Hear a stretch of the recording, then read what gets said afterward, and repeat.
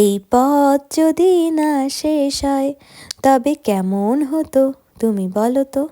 না না, তোমরাই বলো।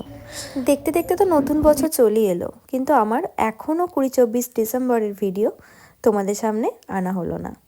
তাই ভাবলাম না, আর ফোন মেমোরি ফুল করে কোনো লাভ নেই। তাই আজকে আমি ভিডিওটা তোমাদের সামনে তুলে ধরলাম। এই ব্রাইডটি ছিল আমার 11ই ডিসেম্বর রিসেপশন ব্রাইড। আর এটি হলো আমার খুব কাছের একজন।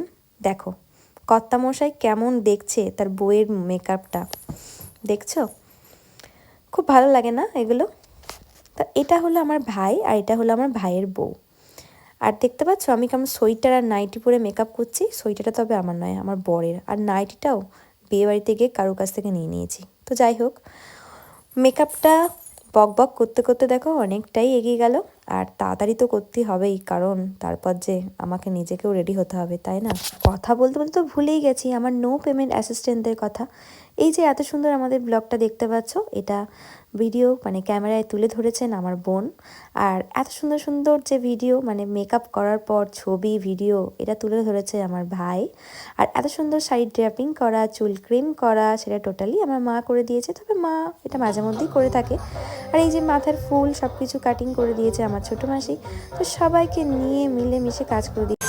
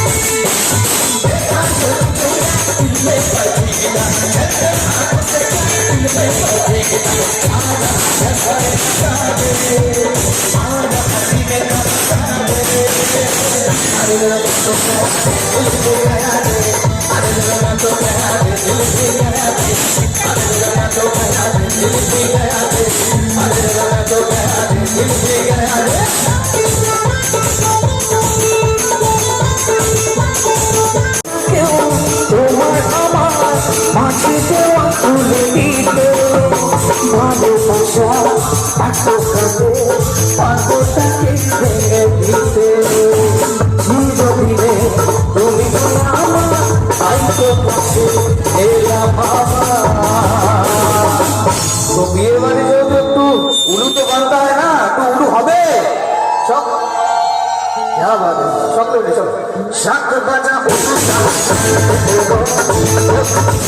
অনেক দিন বাদ সবাই মিলে একসাথে সময় কাটালাম, কিন্তু সময় ওই যে তুলে ধরা ছিল এই একটা দিনই।